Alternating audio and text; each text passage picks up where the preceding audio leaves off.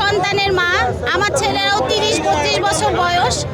এখন উনি চিন্তা করতে পারবে যে উনার ছেলে যদি আজকে রাজপথে মারা যায় উনার কেমন লাগবে। উনি যদি আজকে এই মুহূর্তে পদত্যাগ করে, একটা ছেলেও আর বাংলাদেশে রাজপথে মারা যাবে না। আপনি একটা মা হিসাবে একটু চিন্তা করেন যে আপনার হাতে কতগুলি জীবন নির্ভর করতেছে। আপনি যদি একটা মা, শুধু একটা মা হিসাবে আপনি চারটা টার্ম 18, 14, 18, 24 3 টার্ম আপনি জিতছেন। আপনি তো এনাফ করছেন বাংলাদেশের জন্য। আলহামদুলিল্লাহ। আপনি এবার স্টেপ ডাউন করেন। আপনি দেখতেছেন দেশের পরিস্থিতি, আপনার একটা দিন থাকা মানে বাংলাদেশে আরো 200 বাচ্চা মারা যাওয়া। একটা মা হিসাবে আমি একটা মাকে বলতেছি, প্লিজ আপনার পায়ে ধরি, আপনি স্টেপ ডাউন করেন, আর একটা বাচ্চাকেও মারতে দিয়েন না প্লিজ। আসসালামু আলাইকুম। আপনি যদি আমার ভিডিওটা দেখে থাকেন, আপনি প্লিজ, আমরা সবাই মারা যাব, কেউ আমরা এই দুনিয়াতে থাকতে আসিনি। আপনার হাতে কতগুলো রক্ত আপনি চিন্তা করতে পারেন? আল্লাহর কাছে যাই আপনি কি বলবেন? শুধু ক্ষমতার জন্য আপনি প্রতিদিন হাজার হাজার মার বুক খালি করতেছেন। This is not fair. আপনার আজাব হবে কি আপনি জানেন? আপনি একটু শুভবুদ্ধির উদয় হোক, আপনার আশেপাশে যারা আছে এরা আপনার খারাপ বুদ্ধি দিয়ে দিয়ে আপনার একদম ফেরাউন বানাই ফেলাইছে। আপনি বুঝতে পারতেছেন না?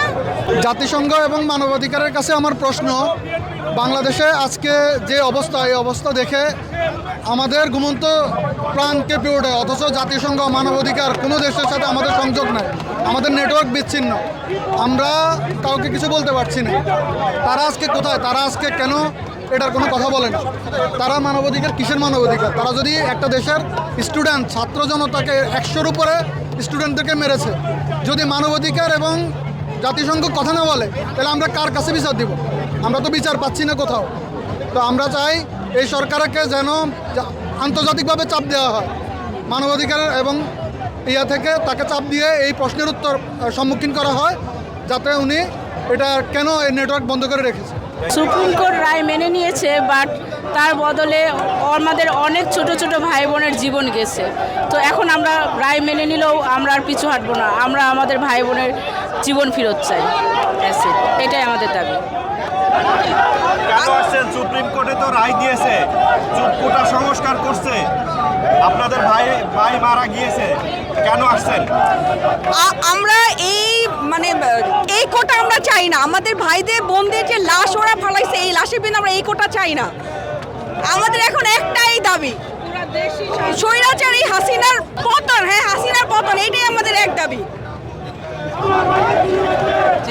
কেন আসছেন? কি চান আপনারা? আমরা সাপোর্ট করতে আসছি আমাদের যে ভাই বোনরা যারা মারা গিয়েছে, তাদের জন্য যদি আমরা আন্দোলন না করি, আমরা যদি আওয়াজ না উঠাই, কালকে হয়তো এটা নিয়ে কিছুই হবে না। তো আমরা চাই যে অ্যাটলিস্ট সাপোর্ট করার জন্য, যে ভাই বোনরা মারা গিয়েছে তাদের যে আমরা তাদের সাথে আছি আর কি। বাংলাদেশে যে ঘটনাটা আজ কয়েকদিন ধরে ঘটল, এটা তো আমরা আশা করছিলাম। ছোট ছোট বাচ্চারা তারা একটা দাবি করতেছে, খালি হাতে যাচ্ছে সবার দরজায় দরজায়, প্রেসিডেন্টের কাছে পর্যন্ত তারা গেছে। প্রেসিডেন্ট কি করে ছেড়ে দিল? সমস্ত সরকারি লেভেলের যত ঊর্ধ্বতন অফিসার আছে প্রত্যেকের কাছে গেছে, তারা যাইয়ে বলিছে যে আমাদের দাবি আপনারা বিবেচনা করেন।